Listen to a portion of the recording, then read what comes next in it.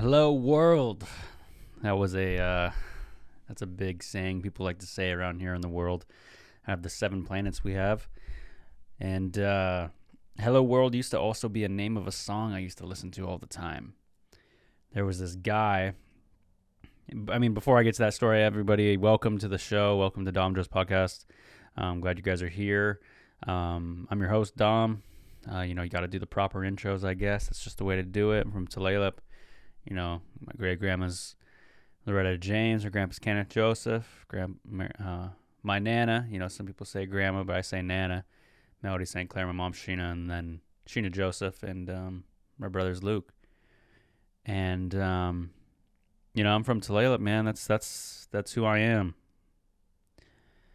But to get back into the story, there used to be there's this guy at Boom City, and Boom City is a place where you sell fireworks and you put stuff together.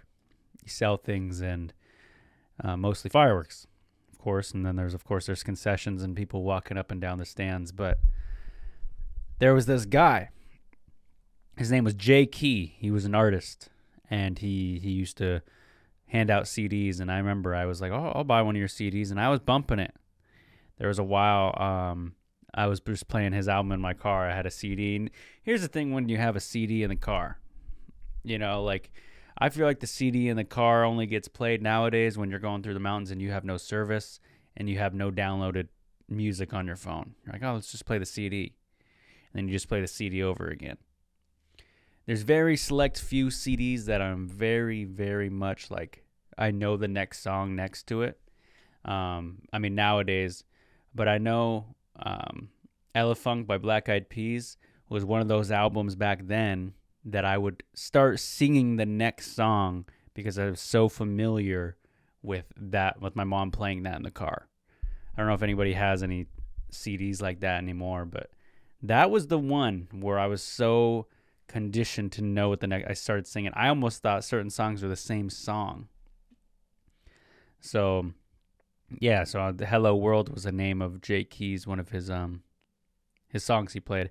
But let's get right into this episode. I just want to thank you guys for all being here. Let's get this going.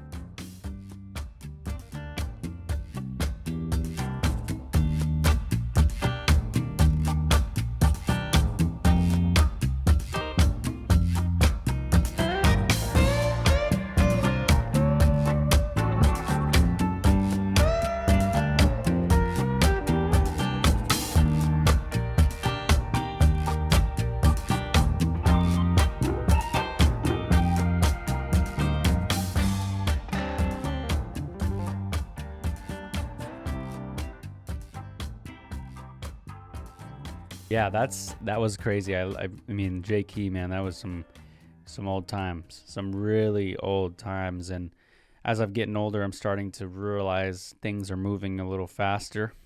And I used to always kind of laugh when people say, "Oh, it's going to catch up to you quick." And I know I'm still very young, and I'm still very thankful to live the life that I'm living, but it does come quick. I've seen little cousins sprout pretty fast, and it happens. I remember my cousin, I'll, for the sake of names on here, I won't say names, but he was a shorter, but I knew he was going to be big, and now him and his brother are both bigger than me. I love those guys to death, and I'll just say their names, Keegan and Gabe, man. Those guys, I remember when they were little, and now they're big. So it's crazy to see how fast you can grow. And to be honest with you, I've been kind of going through, I guess you could say, quarter life crisis. I think I've bring this up before. Quarter life, as if that means you live to be 100. So that's if your math is correct, that's what it would be. But that's assuming everybody lives to 100, and that doesn't really happen. So I might be a little bit over a quarter life. Who knows? You're not really promised today or tomorrow, or even, I guess you were promised yesterday. No, I guess that doesn't work either. But yeah. So I was having this little quarter life crisis, and I got offered a job, and I unfortunately had to decline it. And I've told a few people in select few circles of the reason why I didn't take the job. I think not taking the job was the better decision. And, when you ask for, I like to think I was a little bit overqualified for the position and what it asked for. And they still undermined what I wanted. So why would I, what do they call it? Settle for less when I didn't even have to. I'm in a great position right now and where I'm at and how I'm doing. And this would have definitely helped a little bit financially, probably. Financially is always something we all got to worry about. As much as we don't want to worry about it, we do. And I said no. And I at first was like, all right, this is a job here and they're offering this. It was a salary job. They're offering this salary. And when I hear the word salary, I hear, all right, this is going to be a commitment. And there's nothing wrong with commitment. Nothing at all. Commitment can definitely create some really great things. But right here, I weighed my options. And the only reason I bring this up is not to brag, like, oh, I got offered a job. That's the farthest thing from what I'm trying to say is I'm trying to make you feel or think about if somebody has offered you something for a commitment like that and you were hesitant. There's going to come a time where, this is the motivation part of the pod, I guess. It's usually always the first 10 minutes. But, someone's going to offer you something eventually. If you play your cards right, or if your cards are, played a little bit right and you have options, and someone's going to say, hey, what you should go do this. And that thing that they're offering or telling you should go do is going to take some time or a commitment. Whether that commitment be to a relationship, a job, having a child, having to move, having to go to the gym, eat better. These are commitments you have to make. And then you have to sit there and make that decision and go, yes, this is the right commitment for me. Because at the end of the commitment, I will be getting said thing. So back to the story, I got offered this job and they said, well, we offer you this amount. And I was like, okay, that's a good amount. But it wasn't what I asked for. It was drastically lower than what I did. And, there's the old saying of, oh, you're only worth what people will pay for you. Or that art is only worth what it's valued at from people. And I think that's kind of, I don't really know if I believe that in this situation, because I said no and gambled on myself. I've sport gambled quite a bit. And I'll be honest with you, I've probably won 5% of my bets, But I at least know in this realm, I could bet on myself, and I'm pretty sure I'd rather bet on myself than betting on a job. Because when you take a job, you are either helping an employer with their business and their job they have to do, or, it's a huge, or a big business or something. That's what's happening. Or maybe you have your own company and you have that job and you got to get the contract done. But part of me was like, oh, I could have just done this and just put my head down and worked. But I also thought, I'm still 26. I got a good schedule going. I think I'd rather choose the time I have and flexibility I have right now and worry about that later. Because right now I'm in a blessed position where I live in a great spot. My tribe helps me, in many ways, and I don't have any really deep commitments like a child or a dog or anything like that. I mean, I have a girlfriend. That is a great commitment, yes, but I mean, I don't even mean to undermine that. I know that might have sounded rude, but you know what I mean. Like, I don't have a child or a dog or, I guess I'm not trying to fumble over my words here, but you know what I mean. And I think having those big commitments is definitely scary for some, and I'm not in that right now, so that's great. But yeah, man, commitments are something. So I guess this point is if you have any commitments that you are struggling committing to, call into the hotline 425-320-3641. Let me know what those things are.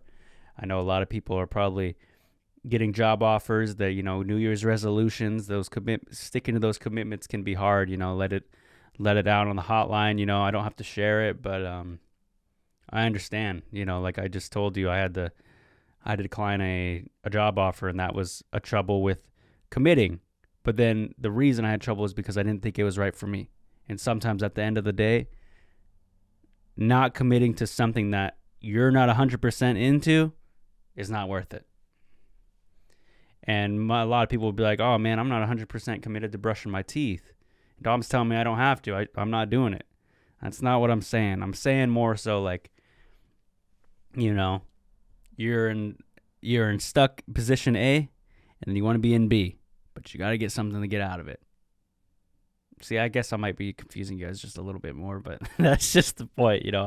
I'm here and I'm giving you my unfiltered advice, I guess. You guys are getting the real me. This is who I am as a person.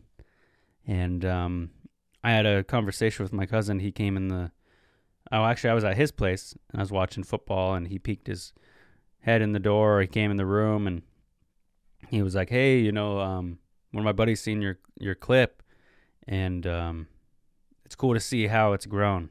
And that was really cool, because at first, when I first started, man, I was really, I don't know. I'm still trying to figure out who I am, too. I'm still 26, still trying to figure all that out. But I was really trying to figure out what this is going to be, and if I was going to be a different person or whatever. Actually, I knew I was going to be me. But I'm glad that people like what I'm saying. It shows that I'm not just pointlessly doing this. So that definitely helped get some momentum. It takes only like one little positive thing for someone to say to you for a big change to happen. I've seen people go on like sides of the road and just give people hugs, and that might even change their day. I've seen people say, hey, how are you? And they don't even know them. It's like, oh, I'm doing good. Thanks. Those little bits of positivity can really help. And that bit of positivity from my cousin was just like, hey, you're doing good. Good job. That was cool, And he also, he did tell me, and I'll leave him anonymous for this. I will, just because I'm a good person. But he knows the story, and I know the story. He said he was down at the store, down on the res in Tulalip, Priest Point Grocery, and he was like, they shorted him change.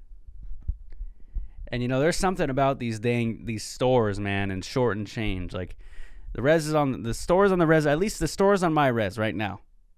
In the current time and the place we're at right now, are shortchanging people. So if you are a store on the res, you could go ahead and, if the shoe fits, it fits. Because, people, I don't know if they are assuming people don't count their change or don't care, but people, times are tough, man. I'm counting every penny from now on. And I'm not even trying to be like, oh, that store in particular. I mean every store. I almost feel like sometimes when I go into the store and they say it's 8 cents for a bag, I almost feel like taking one on principle. I never do. But it's getting to that point where I think about it. And that's the thing. People judge you off of what you do, not your thoughts. And I used to think people used to judge me off my thoughts for a long time. Like, dang, I'm a pretty good person. I thought that was the right thing to do, but I didn't act on it. So, remember that, because I have trouble with that. There's this one time where I think I thought of something really nice, and I was like, that's a good idea, and then I never did it. And I expected the other person to know that I thought of that really nice thing, but how are they supposed to know that I thought that? They don't. So, yeah, make sure to count your change. That's for sure. I mean, change is important, man. I remember there was a time in my life when I was real young, I used to think quarters and all that stuff. I used to get so annoyed by them. I used to be like, man, this quarter, this nickel, this dime, this penny, and this 50-cent piece, and this dollar coin don't do anything. I can't even get nothing. All I could do is pay for my change, get some candy, and maybe play that quarters game at lunch. That's all I could do with these coins. What am I supposed to do with coins nowadays? And then there was that shortage with COVID where they're like, we have no more coins. And I thought we were this close to getting rid of coins. But we didn't. We held strong, I guess, and we still have coins. I think having coins is cool, like as a currency. Like, I wish we had a $50 coin. That would be dope. Am I the only person who thinks that would be kind of cool? It's like, yeah, that's a $100 coin. A lot of people are going to be like, yeah, there is $100 coins. They're just older and they're collectible. That's not what I mean. If we mass produce like coins like we do paper, that'd be pretty cool. Like, there's a $200 coin. Good job, man. And a lot of people, poker chips are like that. Go to the casino. No. Or if we at least had like a $20 coin, I think would be even cooler. No, nobody's on my side. And I feel like if we started having bigger coins like that, piggy banks would kind of start rolling back a little bit. Because the piggy bank industry is going down. And, there's many industries going out of business, slowly but surely, I thought the movie theater was going out of business. The taxi business kind of on rough waters, of course, with Uber and Lyft and all that. There's a lot of businesses that are also on the uprise. Like, I remember Lysol after COVID shot up. Purell, hand sanitizer went up. There's a lot of things that DoorDash and all that stuff got more popular. But you think about it, how could we revive certain industries? And if you think about it, bringing the piggy banks back by bringing back some higher currency, like currency amount coins, bringing back higher amount of currency and coins, I think would definitely bring back piggy banks. A $50 copper coin. Because we have 50 cents. That's cool. 50 cents got that little weight to it, too. The 50-cent coin's legit.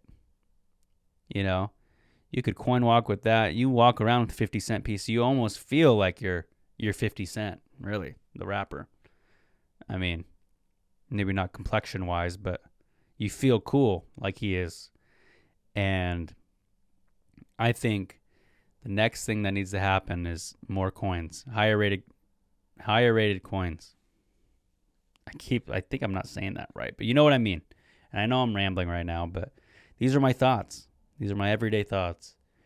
And I just want to see some cool. I want to see a $20 coin before I go. And if I'm at my 33% crisis, quarter life crisis, then I want to see it. Because I think it would be pretty cool.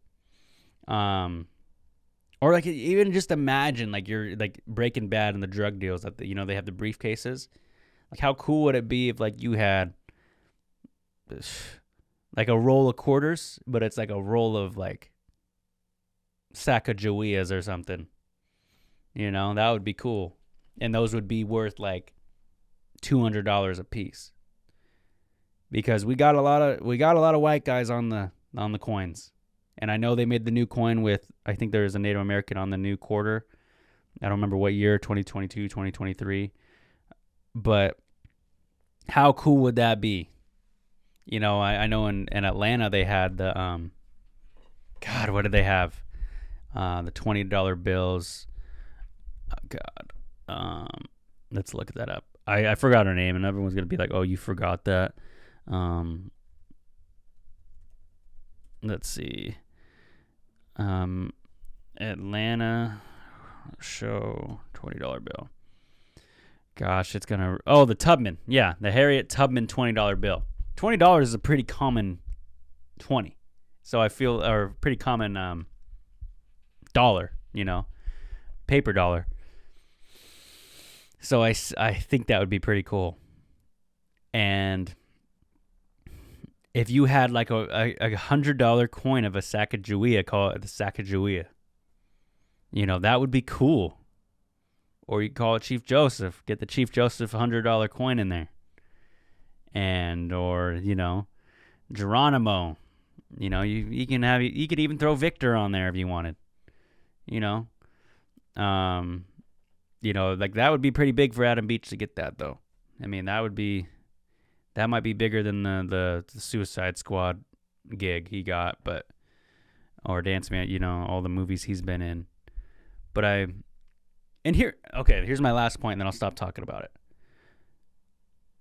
So, the biggest change, I think, one of the big changes to changing the dollars, the paper dollars, and adding in coins that can be worth more. I think if you had coins that were worth more in a certain I guess I'm trying not to go above PG-13 here, but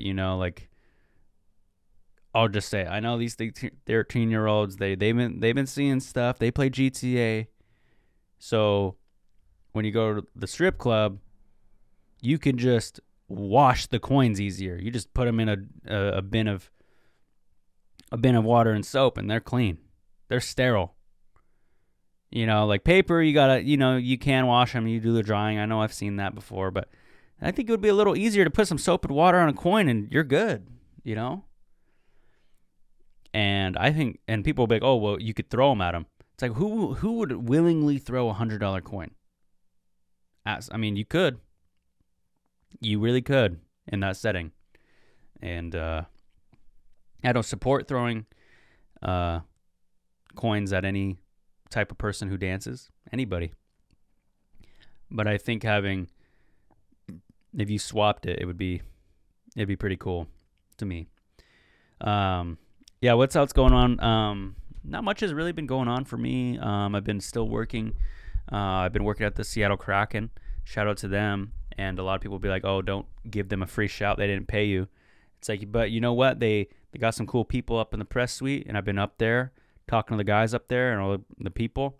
They got some cool people up there though, so I gotta give them a shout, and that's my shout. So if you're in the part of the Kraken, that's my little shout to you. And I was at a diner the other day, and they always say, hey, what would you like to eat? That's the first thing they say, how was your morning when you first go to a diner? And then they say, would you like something to eat or drink? And then maybe the third or fourth thing they ask you is, would you like to get a pull tab? And a pull tab, for those of you who don't know, pull tabs, you pull these things and they tell you if you win. It's basically gambling. And I don't think I've ever met anybody who's ever won a pull tab. And I'll go even farther. If even won a pull tab and it's been more than $10. Because I don't think I've ever seen anybody win one. Because I see somebody ripping pull tabs, while you're eating, you're at the diner. And they're ripping. Let's see if I win. Nothing. I don't think I've ever seen a pull tab win. I've won on scratch tickets before. I've definitely won on scratch tickets. And, I don't think I've ever heard any success stories of pull tabs. So I think those are 100% a scam. And I know there's going to be someone, well, I won here. It's like, well, I don't know if I believe you, because I genuinely do not believe it. And that's my personal opinion. I don't think pull tabs are worth the money. So if you wanted some daily advice, that's the advice right there. Pull tabs are not worth the money. And pull tabs, man, they're no joke. And I don't know if anybody knows anybody who worked. This is the off topic.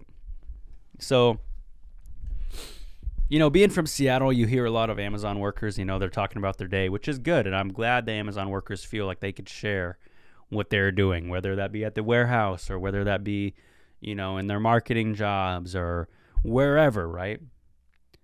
But I feel like I'm hearing a lot of lies from Amazon workers lately. There's just a little bit of lies that I got to call out here. I've heard people from factories saying, hey, I've done this today.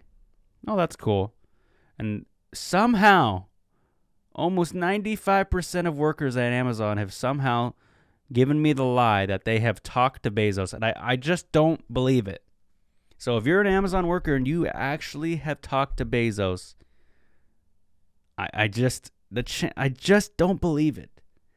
Because a lot of people, I was talking to Bezos the other day, and there's the difference between the joke. Like, I know people are joking. There's some of them that are joking. Like, oh, yeah, Bezos got me working overtime today. Har, har, har. I get that. But, I mean, there's a lot of people at Amazon who I swear claim they were, like, broing it up with Jeff Bezos on Zoom. Because a lot of them were like, yeah, he was in our Zoom. It's like, were you directly PMing Jeff Bezos? Like, yo, bro, what's up, man? How you been? Jeff Bezos is not replying back to you, dude. Like, I just feel like it's like that same old thing when someone says, oh, yeah, I was there too. I was talking to Bezos. No, you weren't. Bezos wasn't there. He had his camera off and he was faking like he was in the meeting. He wasn't even there. Don't even act like you were there. Oh, yeah, I saw the board over there talking and I heard some of the things. No, you didn't hear it. No, you didn't. A lot of people always want to have the biggest T. They want to know the most about the board. Oh, everybody has their ears open for what the board's doing. And a lot of people are saying, oh, Dom, are you talking about your board? No, I'm talking about every board. Because there's a lot of boards. There's a lot of chairmen. There's a lot of chairwomen. There's a lot of clan elders. There's a lot of, chiefs, clan mothers. There's a lot of that too. And people like to have the most tea, don't they? All right?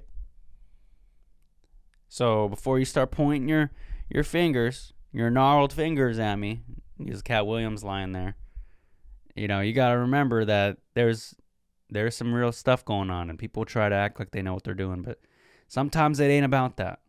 You don't go walk around and just talk to talk. And I guess that's exactly what I'm doing here. So I guess I'm a hypocrite. And I guess before I sound even more dumb and put my foot in my mouth, maybe I should sign out of here. But I don't think I have any more stories. I think the moral of the story of the pod today is you're having troubles committing to something. Maybe there's something wrong.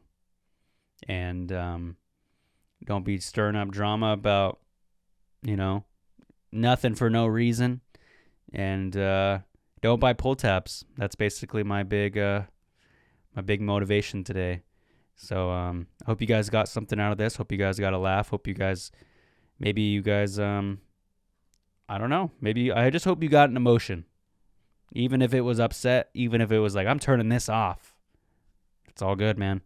I'll be back here next week anyway, even if you don't like it. So I'll see you guys next week.